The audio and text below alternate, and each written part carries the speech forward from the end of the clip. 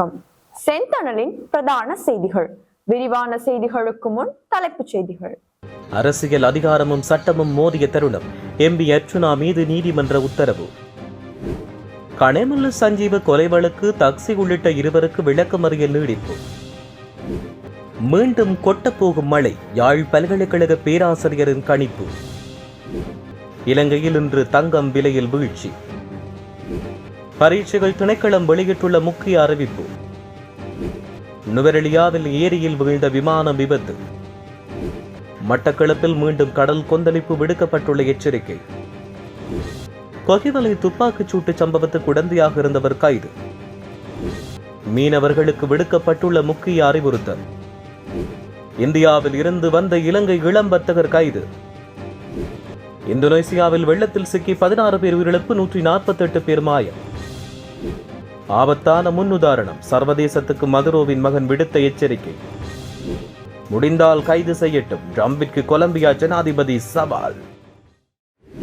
தொடர்வன விரிவான செய்திகள். யாழ் போதனா வைத்தியசாலையின் பணிப்பாளர் தொடர்பில் பொதுவெளியில் அவதூறு வார்த்தை பிரிவுகளை மேற்கொள்ள நாடாளுமன்ற உறுப்பினர் அர்ச்சுனா ராமநாதனுக்கு யாழ்ப்பாண நீதவான் நீதிமன்றம் இடைக்கால தடை உத்தரவு பிறப்பித்துள்ளது. யாழ் போதனா வைத்தியசாலையில் பணிப்பாளரின் அனுமதியின்றி அவரின் அலுவலகத்துக்கு வந்த நாடாளுமன்ற உறுப்பினர் அர்ச்சுனா தனக்கு அவதூறு ஏற்படும் வகையில் வார்த்தை பிரிவுகளை மேற்கொண்டமை மற்றும் தன்னுடைய கடமைக்கு இடையூறு விளைவித்தமை தொடர்பில் யாழ்ப்பாண நீதிமன்றில் வைத்தியசாலை பணிப்பாளரால் வழக்கு தொடரப்பட்டது.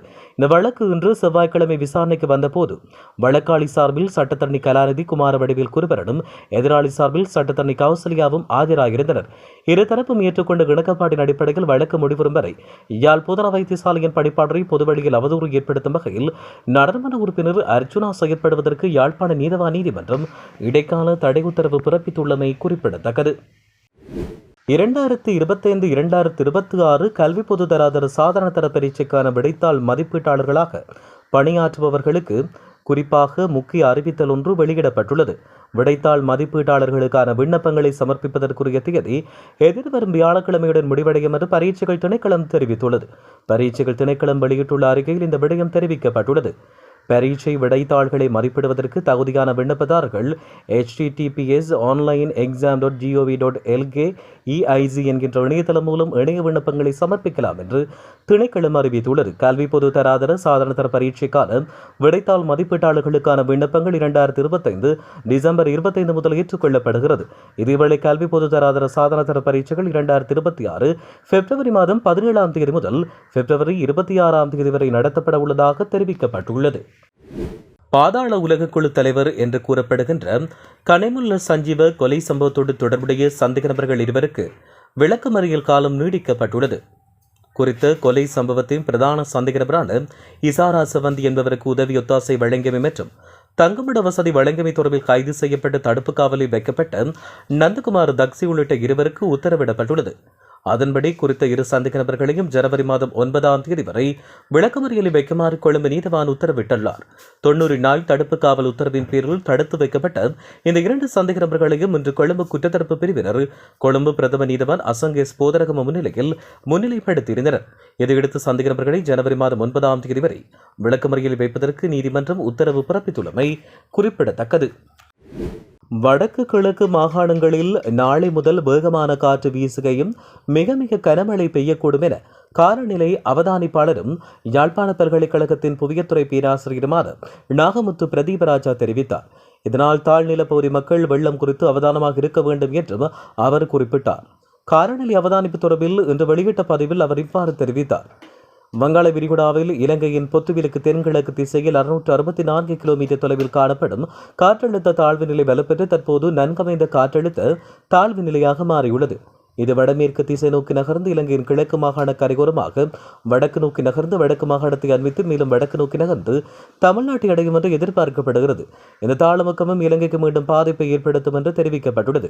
தற்போது வடக்கு கிழக்கு வடமத்திய ஊவா மற்றும் மத்திய மாகாணங்களுக்கு பரவலாக மிதமான மழை கிடைத்து வருவதாக தெரிவிக்கப்படுகிறது. நாளைய தினம் முதல் எதிர்வரும் 12ஆம் தேதி வரை வடக்கு கிழக்கு ஊவா வடமத்திய மத்திய மற்றும் தென் மாகாணங்கள் முழுவதும் மிக மிக கனமழை கிடைக்கும் வாய்ப்புள்ளதாக தெரிவிக்கப்படுகிறது. அதேபோல பல தாழ்நில பகுதிகளில் வெள்ளம் ஏற்படும் அபாயம் இருக்கிறது. முல்லைத்தீவு, யாழ்ப்பாணம், திருகோணமலை, மட்டக்களப்பு மற்றும் அம்பாறை மாவட்டங்களில் 8, 9, 10, 11, 12ஆம் தேதிகளில் மிக கனமழை கிடைக்கும் என்று எதிர்பார்க்கப்படுகின்றமை குறிப்பிடத்தக்கது. அதேவேளை மத்திய மற்றும் மூவா மாகாணங்களின் பல பகுதிகளுக்கு கனமழை கிடைக்கும் என்பதால் மண் சரிவு அனர்த்தங்கள் நிகழக்கூடும் என்று தெரிவிக்கப்பட்டுள்ளமை குறிப்பிடத்தக்கது. நாட்டில் நேற்றுடன் ஒப்பிடும்போது இன்று 24 கேரட் தங்கம் பவுன் ஒன்றுக்கு 2000 ரூபாவால் குறைவடைந்துள்ளதாக அகில இலங்கை நகைக வியாபாரிகள் சங்கம் தெரிவித்துள்ளது. அந்த வகையில் இன்றைய தங்க விலை நிலவரப்படி 24 கேரட் தங்க பவுன் ஒன்று 3,62,000 ரூபாவாக விற்பனை செய்யப்படுகிறது. 22 கேரட் தங்கம் பவுன் ஒன்று 3,32,000 ரூபாவாக விற்பனை செய்யப்படுகின்றமை குறிப்பிடத்தக்கது. நுவரெலியா கிரகரி ஏரியில் தரையிறங்க தயாராக இருந்த நீர் விமானம் ஒன்று ஏரிக்குள் விழுந்து விபத்துக்குள்ளாகியுள்ளது. இந்த விபத்து இன்று நண்பகல் இடம்பெற்றுள்ளது. தரையிறங்கும் போது வீசிய பலத்த காற்று காரணமாக விமானம் கட்டுப்பாட்டை இழந்து விபத்துக்குள்ளானதாக தெரிவிக்கப்படுகிறது. விபத்தின் போது விமானத்தில் 2 விமானிகள் மாத்திரமே இருந்துள்ளதாக தெரிவிக்கப்படுகிறது. காயமடைந்த 2 விமானிகளும் மீட்கப்பட்டு மருத்துவமனையில் அனுமதிக்கப்பட்டுள்ளனர். மேலும் நுவரெலியாவுக்கு வருகை தந்துள்ள சுற்றுலா பயணிகள் குழு ஒன்றை ஏற்றிச் செல்வதற்காக வந்தபோது விமானம் இவ்வாறு விபத்துக்குள்ளாகியுள்ளதாக காவல்துறையினர் தெரிவிக்கின்றனர். மட்டக்களப்பு மாவட்டத்தில் மீண்டும் கடல் கொந்தளிப்பு ஏற்பட்டுள்ளதால் கடற்றொழிலாளர்களை கடலுக்கு செல்ல வேண்டாம் என்று வானிலை அவதார நிலையம் அறிவித்துள்ளது. கடும் கடல் சீற்றம் காரணமாக கடல் பிரதேசம் பேர் இரைச்சலுடன் காணப்படுகிறது. கடற்கொந்தளிப்பின் காரணமாக கடற்றொழிலாளர்கள் தொழில் நடவடிக்கையில் ஈடுபடாமையால் வாழ்வாதாரத்தை இழந்து நிற்கதியான நிலைக்கு தள்ளப்பட்டதாக தெரிவிக்கப்படுகிறது. மேலும் அனர்த்த நிலைமை காணப்படுவதால் கடற்றொழிலாளர்கள் கடலுக்கு செல்ல வேண்டாம் என்று வளிமண்டலவியல் திணைக்களம் தெரிவித்துள்ளது. கடலுக்கு செல்லாமல் இருப்பதால் தமது அன்றாட ஜீவனோபாயத்தை பெற்றுக்கொள்ள எவ்வித வழிகளும் இல்லாமல் அல்லல்பட்டு வருவதாக அந்த பகுதியில் உள்ள கடற்றொழிலாளர்கள் கவலை வெளியிட்டுள்ளனர். மேலும் மீண்டும் மாவட்டத்தில் பாரிய அளவிலான கடல் கொந்தளிப்பு ஏற்பட்டிருப்பதால் கடற்றொழிலாளர்கள் பெரும் கஷ்டங்களை எதிர்கொண்டு வருவதாகவும் புதிய காத்தான்குடி, ஏத்துக்கால், பூனச்சிமுனை உள்ளிட்ட மாவட்டத்தின் பல பிரதேசங்களில் கடற்றொழிலாளர்கள் கடும் அவலங்களை எதிர்கொண்டு வருவதாக தெரிவிக்கப்பட்டுள்ளது. கரையோர பிரதேசங்களில் அமைந்துள்ள கடற்றொழிலாளர்களுக்கு சொந்தமான மீன்வாடிகள் தொடர்ச்சியாக மூடப்பட்டுள்ள நிலையில் கடல் மீன்களும் பெரும் தட்டுப்பாடு ஏற்பட்டுள்ளது. மட்டக்களப்பில் தொடர்ச்சியாக பருவமழை பெய்து வருவதால் பல இடங்களில் நீர் தேங்கியுள்ளதாக தெரிவிக்கப்படுகின்றமை குறிப்பிடத்தக்கது. கொகிவலை சரணகர வீதி போரியவத்தை பகுதியில் டிசம்பர் 30ஆம் தேதி இரவு இடம்பெற்ற துப்பாக்கிச் சூட்டு சம்பவத்துக்கு உடந்தையாக இருந்த குற்றச்சாட்டில் சந்தேக நபர் ஒருவர் கல்கிசை போலீஸ் குற்றப்புலனாய்வு பிரிவால் நேற்று முன்தினம் கைது செய்யப்பட்டார். கைது செய்யப்பட்டவர் தெகிவளை பிரதேசத்தைச் சேர்ந்த 32 வயதுடையவர் என்றும் தெரிவிக்கப்பட்டுள்ளது. கொகிவலை சரணகர வீதி போரியவத்தை பகுதிக்கு மோட்டார் சைக்கிளைச் சென்ற இனம் தெரியாத இருவர் வீடொன்றின் மீது துப்பாக்கிச்சூடு நடத்திவிட்டு தப்பிச் சென்றுள்ளனர். துப்பாக்கிச் சூட்டில் 16 வயதுடைய சிறுமியொருவர் காயமடைந்து களுபோவில போதனா வைத்தியசாலையில் அனுமதிக்கப்பட்டுள்ளார். இது தொடர்பில் போலீசாரால் மேற்கொள்ளப்பட்ட விசாரணையில் துப்பாக்கிச் சூட்டுக்கு இலக்கு வைக்கப்பட்டவர் சிறுமி அல்ல, சிறுமியின் தாய் என்று தெரிவிக்கப்பட்டுள்ளது. இது தொடர்பில் போலீசாரால் மேற்கொள்ளப்பட்ட விசாரணையில் துப்பாக்கிதாரிக்கு மோட்டார் சைக்கிளை கொடுத்து உதவி செய்த குற்றச்சாட்டில் சந்தேக நபர் ஒருவர் பெட்டோவிட்ட பிரதேசத்தில் வைத்து கைது செய்யப்பட்டார். கைது செய்யப்பட்டவரிடமிருந்து 15 கிராம் ஐஸ் போதைப்பொருள் மீட்கப்பட்டது. இந்த துப்பாக்கிச் சூட்டு சம்பந்தம் தொடர்பான மேலதிக விசாரணைகளை கொகிவலை போலீசார் மேற்கொண்டு வருவதாக தெரிவிக்கப்படுகின்றமை குறிப்பிடத்தக்கது.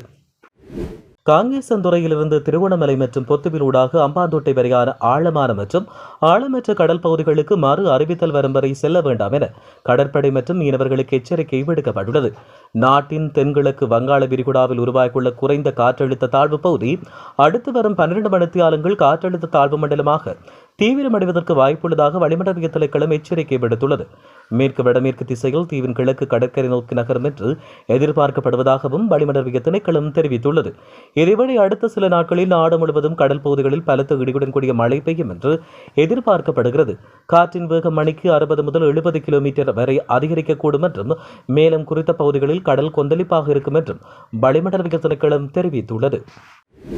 7 கோடி ரூபாய் பெறுமதியான குஷ் போதைப்பொருளுடன் இளம் வர்த்தகர் ஒருவர் கட்டுநாயக்க விமான நிலையத்தில் வைத்து விமான நிலைய சுங்க அதிகாரிகளால் இன்று காலை கைது செய்யப்பட்டார். கைது செய்யப்பட்டவர் யாயில பிரதேசத்தைச் சேர்ந்த 24 வயதுடைய இளம் வர்த்தகர் என்று தெரிவிக்கப்பட்டுள்ளது. சந்தேக நபரான இளம் வர்த்தகர் தாய்லாந்தின் பேங்காக் நகரத்திலிருந்து இந்தியாவுக்கு சென்று பின்னர் அங்கிருந்து இன்று காலை 7:33 மணிக்கு கட்டுநாயக்க விமான நிலையத்தை வந்தடைந்தார்.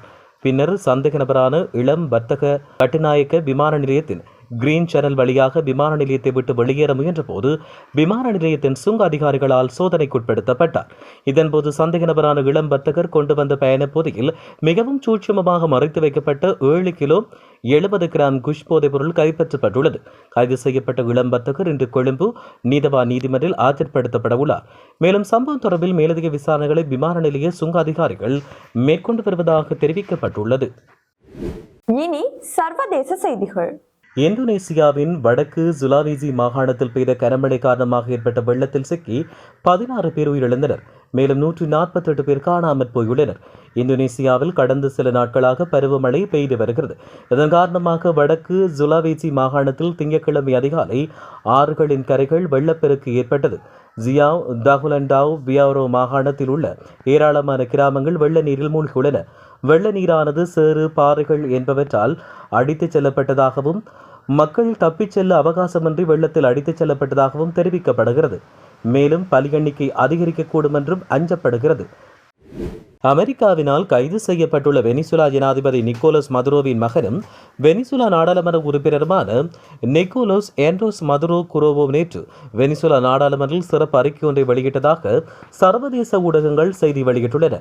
ஜனாதிபதி நிக்கோலஸ் மதுரோ கடத்தப்பட்ட பின்னர் முதல் முறையாக நாடாளுமன்றில் உரையாற்றிய அவர் அமெரிக்காவால் தோற்கடிக்கப்பட்ட சட்டவிரோத நடவடிக்கை சர்வதேச சமூகத்துக்கு ஒரு ஆபத்தான முன்னுதாரணத்தை ஏற்படுத்தியுள்ளதாக தெரிவித்தார்.